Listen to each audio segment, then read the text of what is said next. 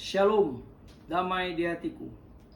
Kembali lagi bertemu dengan saya, Pendeta Jonathan F. Lukulalang, pada hari Minggu, tanggal 24 Oktober tahun 2021. Mari kita tunduk kepala, berdoa minta pertolongan Roh Kudus untuk pembacaan dan pemberitaan firman Allah. Mari berdoa.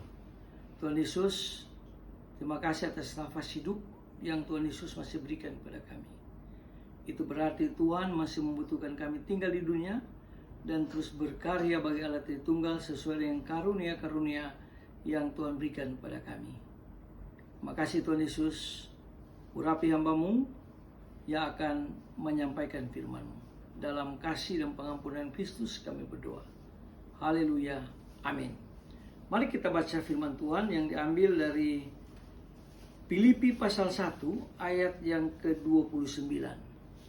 Firman Tuhan berkata demikian, sebab kepada kamu dikaruniakan bukan saja untuk percaya pada Kristus, melainkan juga untuk menderita untuk Tuhan kita Yesus Kristus. Demikian firman Allah yang berbahagia kita yang membaca, mendengar, dan melakukan firman Allah.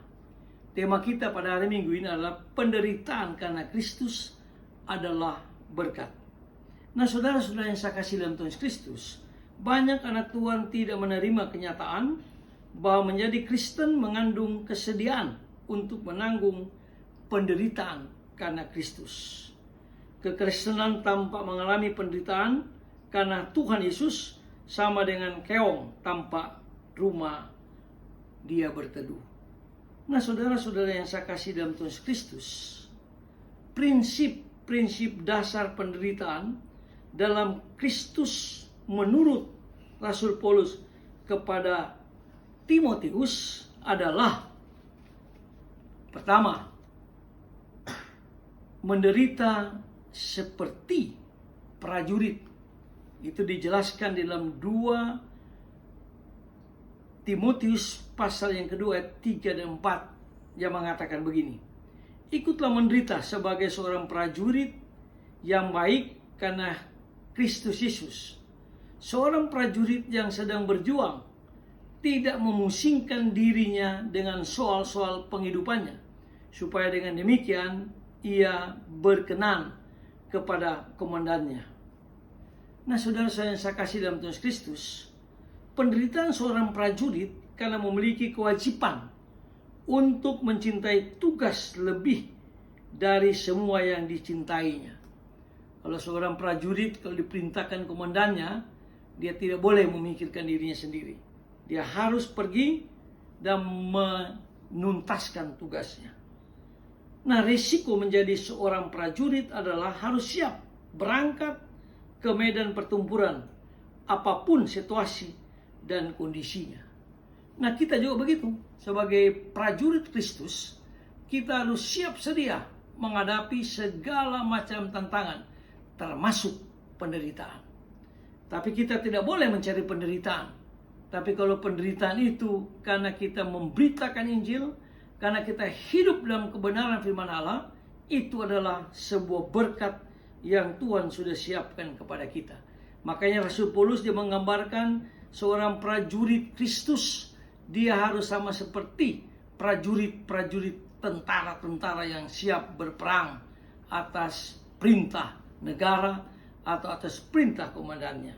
Yang kedua, digambarkan oleh Rasul Paulus ini adalah menderita seperti olahragawan. Itu didapat di dalam 2 Timotius pasal 2 ayat 5 yang mengatakan demikian: seorang olahragawan hanya dapat memperoleh mahkota sebagai juara apabila ia bertanding menurut peraturan-peraturan olahraga. Nah, kita lihat ya, yang pertama itu adalah disiplin. Mereka tidak makan sembarangan. Jadi seorang olahragawan itu dia harus memiliki disiplin dalam hal makanan. Supaya apa? Supaya tubuhnya fit, sehingga pada waktu dia bertanding dia dalam keadaan yang prima. Yang kedua, yaitu mereka tidak sembarangan menentukan jam tidur. Jadi jam tidur itu sudah diatur. Kalau tidur jam 8 harus tidur jam 8, bangun jam 5 harus jam 5 bangun. Lalu dia mulai mengikuti disiplin-disiplin latihan yang memang sudah dipersiapkan oleh pelatihnya. Lalu yang berikutnya, mereka tidak boleh berhenti latihan. Jadi itu latihan itu rutin, ya. Dia terus latihan sampai akhirnya dia punya kemenangan yang luar biasa. Sama seperti tim Thomas, ya, bulu tangkis. Mereka pasti latihan dengan luar biasa sampai akhirnya mereka memperoleh kemenangan dari Thomas yang direbut kembali, yang kurang lebih sudah 19 tahun. Lalu Indonesia mengambil kembali Piala Thomas itu dan Indonesia berkibar kembali. Nah, ini kenapa? Karena disiplin latihan. Disiplin yang latihan terus-menerus.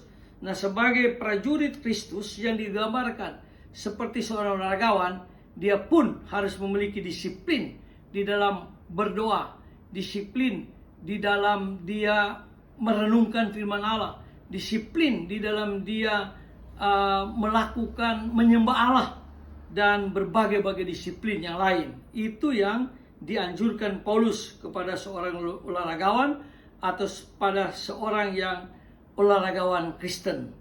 Yang berikutnya, sportif. Ya, walaupun sudah pasti akan kalah, misalnya mereka urung menarik diri dari arena pertandingan. Mereka harus sportif. Jadi harus mengikuti pertandingan-pertandingan yang sudah ditentukan. Walaupun dia mengatakan dia pasti akan kalah, tapi tetap harus sportif, terbuka. Walaupun terjadi kecelakaan di arena pertandingan, biasanya para atlet tetap sportif. Mereka tidak melibatkan perasaan dan terus bertanding. Kecuali Mike Tyson yang tidak sportif, sudah kalah, dia gigit telinga daripada Holyfield, sehingga Mike Tyson dinyatakan kalah, dinyatakan curang, dinyatakan tidak sportif. Nah, saudara-saudara yang saya kasih dalam Tuhan Kristus, kita sebagai prajurit Kristus, kita harus sportif, kita harus terbuka.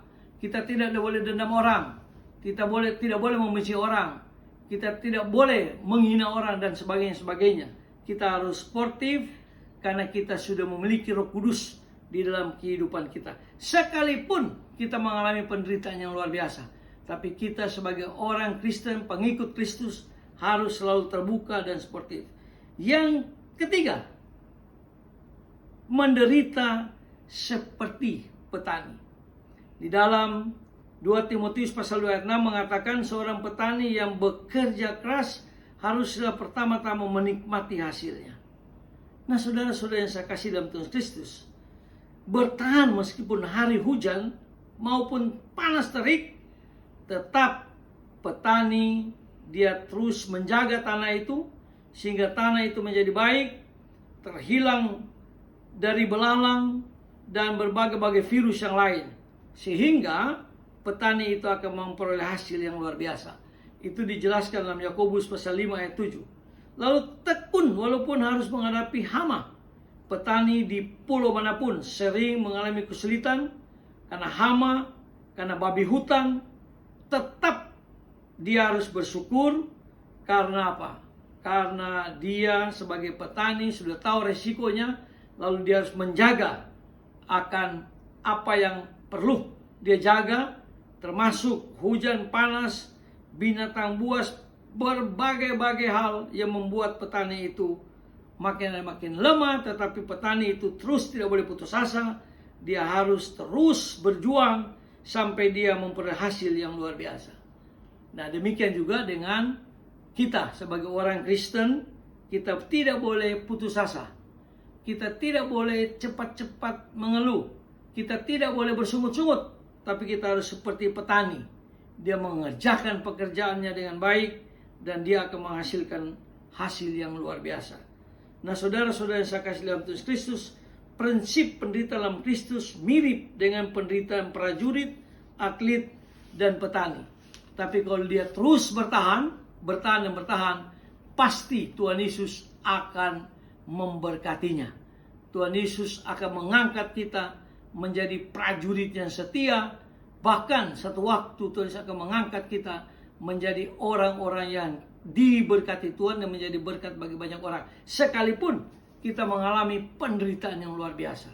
Kalau kita baca sejarah gereja abad pertama, banyak sekali orang Kristen Banyak sekali hamba Tuhan yang mengalami penderitaan dalam Kristus, termasuk Paulus. Tapi dia tetap bersyukur, dia tetap disiplin, dia tetap melakukan apa yang dikehendaki Tuhan, sehingga dia berhasil. Nah, marilah kita senantiasa mengucap syukur, sekalipun kita mengalami berbagai-bagai penderitaan. Mari kita tunduk kepala, kita berdoa. Tuhan Yesus, terima kasih kalau Engkau mengaruniakan kepada kami untuk tahan dalam penderitaan di dalam Kristus. Karena Tuhan Yesus sudah lebih dulu menderita. Tapi kami percaya di dalam Kristus segala penderitaan sudah ditanggung oleh Kristus. Itu sebabnya Tuhan Yesus, tolonglah kami supaya kami tetap menyampaikan firman Allah, tetap menyampaikan berita Injil kepada orang lain, sekalipun kami menghadapi berbagai-bagai penderitaan. Tapi kami yakin dan percaya Roh Kudus dan Tuhan Yesus akan menyertai kami, akan menguatkan kami. Terima kasih Tuhan Yesus, dengarlah doa kami, ampuni dosa kami, di dalam nama Tuhan Yesus, Juru Selamat kami, Gembala kami yang sangat baik, kami berdoa dan bersyukur. Haleluya. Amin. Puji Tuhan, sampai kita berjumpa di kesempatan yang lain.